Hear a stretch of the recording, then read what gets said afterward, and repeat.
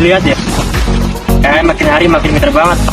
Wah iya ya, keren banget. Sekarang AI udah kayak asisten pribadi. Malahan AI sekarang udah bisa ngebuat gambar dan video dengan gampang apa yang kita mau. Tapi itu lagi jadi serem nggak sih? Soalnya kayak gitu bisa salah gunakan. Disalahgunakan gimana? Jadi kayak gini loh.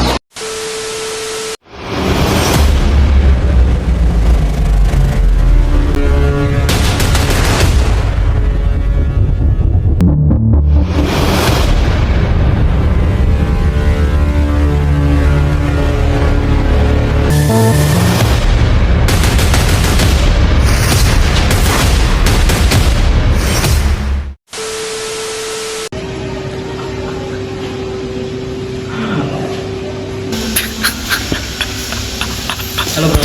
Bang, duduk bang. Lo Apaan lihat tuh? ya nih video viral kemarin yang baru banget viral. Nah itu bukannya mantan lu ya? Iya, ini mantan gua yang kemarin viral, gak tahu siapa yang uploadnya bang. Boleh tuh, bagi dong. Nih, bentar, gua kirim ya. Halo semuanya, aku Nanda. Aku sekarang duduk di bangku semester 2 Ekonomi Pembangunan. Sekarang aku mau ngerjain tugas kelompok sama teman aku. Ini ya teman-teman aku semuanya nih. Loh, kok kayak ada yang beda ya dari mereka? Mereka ngomongin apa sih? Kok tatapannya kayak tajam banget ke aku? Lupain aja deh.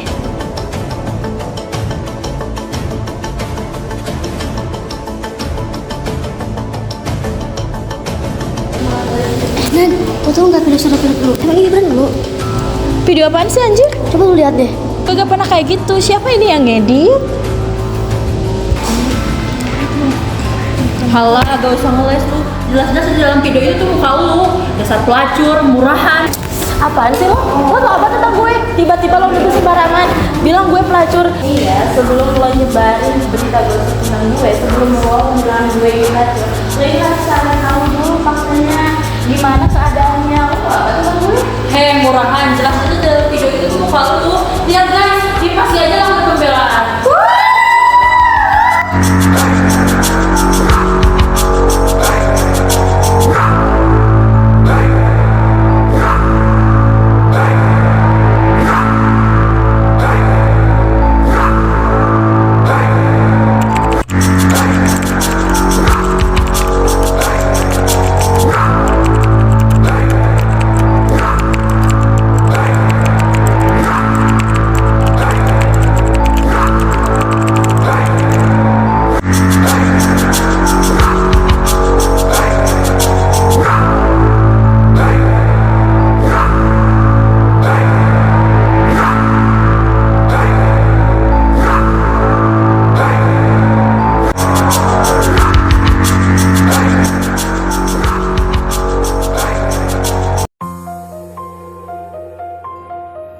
Baik, akan saya jawab secara singkat dan padat mengenai pertanyaan daripada rekan-rekan mahasiswa, khususnya kelompok 4 di mata kuliah Kewarganegaraan untuk PJBL kelompok 4 ini. Pertanyaan tadi yang sudah disampaikan yaitu mengenai bagaimana tanggapan dari saya mengenai tindakan Dipek. Ya, ini dalam berbagai macam kegiatan. Sebelum dilanjutkan mengenai dampak dan lain sebagainya, Dipek ini perlu diketahui oleh rekan-rekan mahasiswa. Menurut Cambridge Dictionary, ya, Dipek itu adalah rekaman video atau suara yang menggantikan wajah atau suara seseorang. Jadi menggantikan wajah, suara, bisa peran, ya. Sehingga nampak nyata atau seolah ya, benar-benar adanya orang tersebut yang peran pengganti itu. Ya, hal ini memanipulasi data secara digital. Ya, wajah orang yang tadinya misalnya kurang baik, suara orang tadinya kurang baik, diganti oleh peran pengganti, ya, wajahnya orang yang dikenal. Misalnya wajah saya diganti oleh Bapak Jokowi, atau wajah saya diganti oleh wajah artis terkenal lainnya, atau suara saya diganti oleh suara almarhum Bung Karno dan lain sebagainya. Nah, ini sangat bahaya. Ya. Ini juga apalagi bisa diganti dengan kegiatan-kegiatan yang mengandung nilai atau konten kesusilaan atau pornografi. Orang tersebut tidak tidak melakukan itu, tetapi seolah dia melakukan perbuatan pornografi atau yang mengandung konten kesusilaan. Hal ini kan merusak citra. Nah, ini yang perlu diketahui oleh mahasiswa dan masyarakat sekitarnya atau yang lainnya. Walaupun ini, ya, deepfake ini merupakan perkembangan kecerdasan seseorang, ya. Ya, kecerdasan seseorang atau kecerdasan buatan. Nah, ini ya, pada bidang visualisasi gambar. Nah, ini bagaimana dampak daripada deepfake ini, ya. Dampaknya korban menjadi sasaran kebencian jika orang lain menganggap hasil deepfake ini nyata. Ya, ini menyerang kehormatan. Kalau dulu ada buku, ya, mengenai tindak pidana kehormatan, jadi menyerang kehormatan seseorang, nah, baik secara tatap muka maupun online, padahal korbannya tidak melakukan perbuatan tersebut, baik gambar dan sebagainya, tidak melakukan. Hal ini wajahnya misalnya diambil dari orang lain, tidak ada izin dan sebagainya. Nah, ini dampaknya diantaranya. Selanjutnya, jika gambar itu mengandung unsur pornografi atau kesusilaan, ini pasti kehormatan atau reputasi korban itu akan hancur, karena masyarakat atau memperkirakan seseorang itu melanggar perbuatan atau norma itu. Misalnya tokoh A, ada misalnya wajahnya diganti oleh pemeran pornografi dan sebagainya, atau suaranya. Nah, ini menyerang kekerasan seksual. Juga komentar-komentar sosial ini menyerang kehormatan orang lain. Selanjutnya, misalnya lagi dipakai APK, ini APK terkenal, ya. Apa APK? Alat peraga kampanye, ya, misalnya. Sama, wajah seseorang yang tadinya misalnya kurang menarik dibuat seolah mirip siapa. Nah, ini, ya, ini tidak boleh juga, ya. Hal ini kan propaganda dalam hal politik dan sebagainya, ya. Jadi ada positif, ada negatif. Ini penting, ya, yang diketahui di deepfake ini. Ada sisi positif, ada sisi negatifnya. Ini kalau sisi positif yang ada izin dan sebagainya, membuat menarik, tidak apa-apa. Tetapi sisi negatif ini seperti tadi, menyerang kehormatan, menyerang pornografi, menyerang sisi kesusilaan, ini tidak boleh, bertentangan dengan undang-undang. Dampak semua ini, korban akan merasakan kerugian psikologis, ya, cemas, takut, depresi, semacam bullying gitu. Kerugian sosial ini merasa korban terasingkan, pasti mengurung diri. Bagaimana pikir oleh Anda, orang tidak melakukan perbuatan pornografi, tidak melakukan perbuatan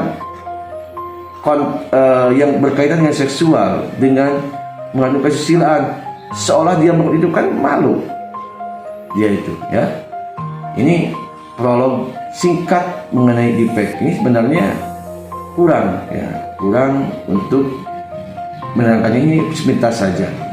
Nanti kita bisa ditindaklanjuti di kelas ya mengenai panjang lebar mengenai deepfake. Tapi tidak semua orang memanfaatkan kecanggihan AI dalam hal negatif loh. Bener banget, banyak kok hal-hal positif dari kecanggihan AI yang bisa dimanfaatkan. Contohnya AI bisa dapat melakukan tugas yang berulang dan memakan waktu yang cepat dan akurat, sehingga bisa meningkatkan efisiensi dan produktivitas masyarakat.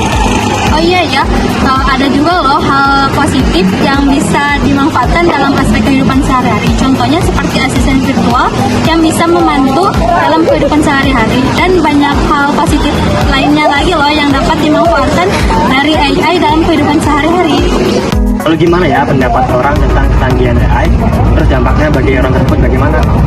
Mending kita tanya aja yuk ke orang yang paham dan mengerti tentang implikasi AI terhadap masyarakat, khususnya mahasiswa itu sendiri.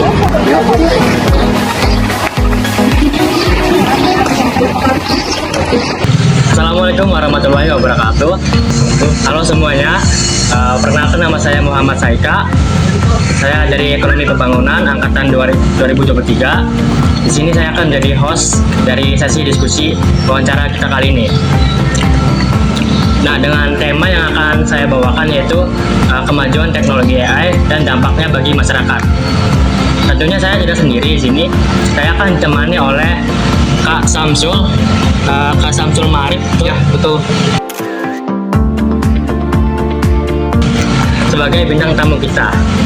Saya ucapkan terima kasih dulu atas meluangkan waktunya gitu. Siap, sama-sama. Sebelumnya tuh kita bincang-bincang sejenak lah ya. Boleh.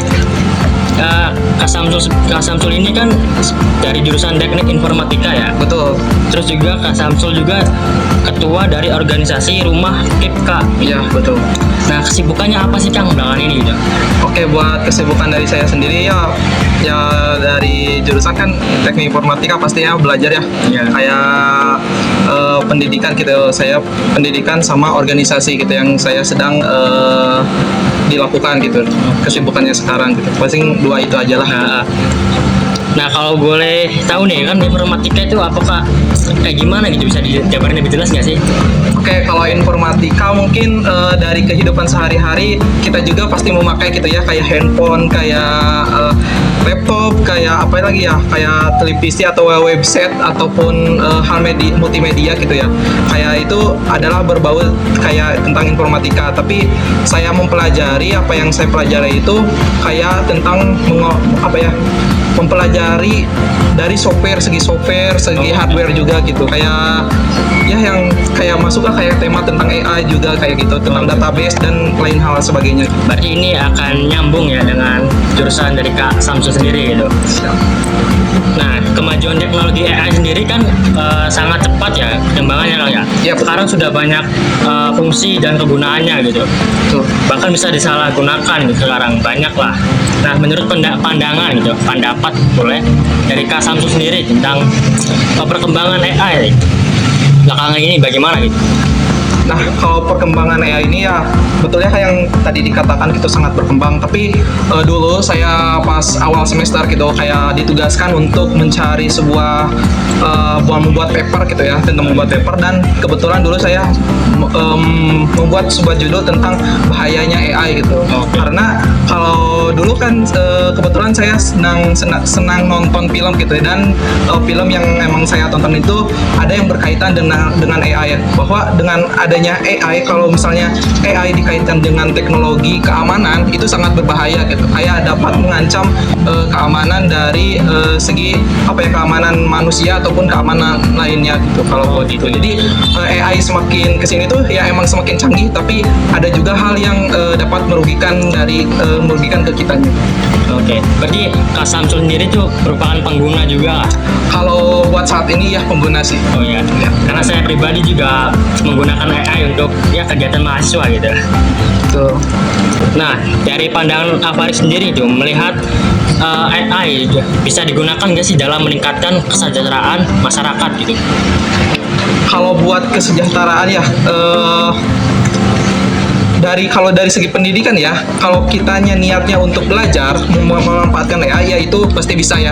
Tapi kalau kita maksudnya pemerintah ataupun hal yang sebagainya untuk memanfaatkan AI untuk mensejahterakan ya bisa saja. Tapi bagaimana itu cara menggunakannya gitu dengan AI. Tapi kalau ya belum ada gitu kayak memanfaatkan AI sampai ke kita sejahtera, belum ada gitu. Kayak apalagi kalau sekarang itu ada yang mengatakan ya, dulu saya pernah ikut seminar, ada yang mengatakan bahwa dengan AI ini banyak pengangguran gitu yang makin meningkat gitu tingkatannya ya.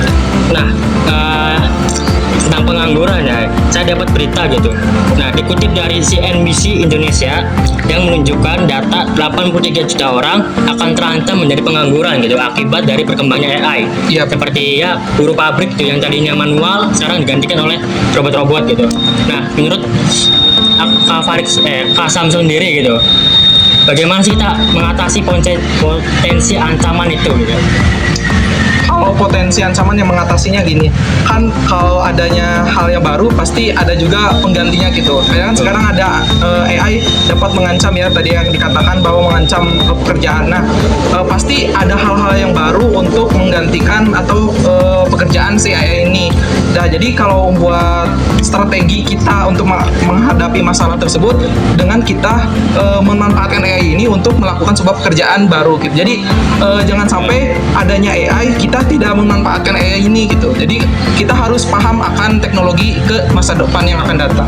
Berarti kita juga harus meningkatkan skill kita dalam bidang teknologi gitu. Jangan sampai tertinggal gitu. Ya betul. Dan dari segi penggunaannya gitu, saat ini kita memiliki tuh bentuk-bentuk produk dan kegunaannya yang banyak gitu. Nah, untuk benefit sendiri gitu, yang sudah dirasakan sendiri oleh Kak Samsul itu apa aja gitu? Oke, mungkin saya karena saya sedang menempuh pendidikan juga ya, Betul. yang benefitnya yang paling dirasakan adalah mengerjakan tugas itu dengan cepat gitu, kayak dan akurat ya. Iya benar, kayak kita dapat memanfaatkan AI untuk membuat suatu suatu rincian kegiatan gitu, rincian apa yang harus kita bahas gitu. Nah, dengan memanfaatkan AI ini, kalau kitanya mampu untuk memanfaatkannya dengan baik, jangan sampai AI ini hanya di copy paste, tapi kita harus memperbaiki hasil dari AI tersebut. Nah, betul banget. Jadi AI ini tentunya memiliki dampak positif dan negatifnya gitu. Nah, menurut data yang kami peroleh, ternyata itu potensi ancaman itu lebih banyak sih negatifnya gitu. Iya betul. Nah, dari pencipta AI-nya sendiri juga menyesal gitu bang. Dari berita yang kami dapatkan gitu. Nah, jadi bagaimana sih cara menyikapi berita-berita yang negatif tentang AI gitu? Ya sebenarnya gimana ya, AI ini emang benar-benar bikin kita kecanduan gak sih? Iya, Kayak dan khawatir juga nih. Iya betul, kayak emang AI ini negatif sih buat generasi yang baru gitu, generasi Z atau generasi Alpha nantinya, atau hal lainnya. Karena dengan adanya AI, pemikiran kita tuh kayak ya udahlah, kayak nggak males-malesan gitu, kayak iya bener, kayak males-malesan, kayak memanfaatkan sekali AI tanpa kita bekerja keras gitu. Tapi untuk strateginya ya kita harus harus dengan cerdas gitu memanfaatkan AI tersebut gitu. Berarti kita harus menggunakan AI dengan bijak gitu. Betul. Nah, itu jadi keseluruhan pendapat dan pandangan dari Kak Samsul sendiri itu kan. Kak Samsul sendiri tuh termasuk pro atau kontra dengan kemajuan teknologi AI sendiri gitu. Kan banyak nih gitu ya. Kalau pro dan kontra sih, saya cenderung kontra ya, karena saya takutnya gitu AI ini emang dimanfaatkan di teknologi keamanan, kayak keamanan perang ataupun hal lainnya gitu yang menyangkut tentang ya seperti keamanan nasional ataupun kayak dimanfaatkan ke robot-robot kayak gitu. Itu sangat membuat saya takut gitu. Iya sih, memang mengkhawatirkan gitu lah. Tapi dari kejuruan saya gitu ya, dari ya saya sendiri itu kayak emang ada gitu niatan buat bikin AI, tapi sebisa mungkin gitu bagi yang pencipta AI itu dimanfaatkan untuk mensejahterakan masyarakat, jangan sampai hanya untuk menguntungkan diri sendiri. Nah, dari kesimpulan dari diskusi kita kali ini gitu, AI itu bisa dimanfaatkan dengan positif dan negatif gitu, tergantung kita memakainya dengan bijak gitu. Nah, untuk dari pendapat Kak Farid sendiri itu yang kontra gitu, itu agak mengejutkan ya. Kalau saya pribadi itu pro sih, soalnya itu bisa memudahkan kehidupan manusia gitu. Iya. AI kan dibuat oleh kita gitu, nah seharusnya kita juga yang memanfaatkannya gitu. Tapi itu semua tergantung oleh pribadinya masing-masing gitu lah. Mungkin ini saja ya diskusi singkat kita kali ini gitu bersama Kak Samsul gitu ya. Saya ucapkan terima kasih sekali lagi. Sama-sama. Terima kasih atas undangan juga. Ya. Mohon maaf cuma segini saja. Ya, gak apa-apa. Itu saja mungkin. Mohon maaf kalau ada salah kata gitu. Wassalamualaikum warahmatullahi wabarakatuh. Waalaikumsalam. Tuh guys, sudah lihat kan bagaimana teknologi AI berevolusi. Memang AI bisa jadi kawan baik bagi kita, namun AI juga bisa jadi lawan terburuk ketika kita menyalahgunakan teknologi AI tersebut. Nah, kita juga telah melihat dari berbagai sudut pandang tentang kemajuan AI. Dalam mengadopsi teknologi AI, penting bagi kita untuk tetap bijak dan berhati-hati dalam penggunaannya. Jadi, bijaklah dalam penggunaan AI dan buat teknologi AI menjadi dampak positif bagi negara maupun warga negara.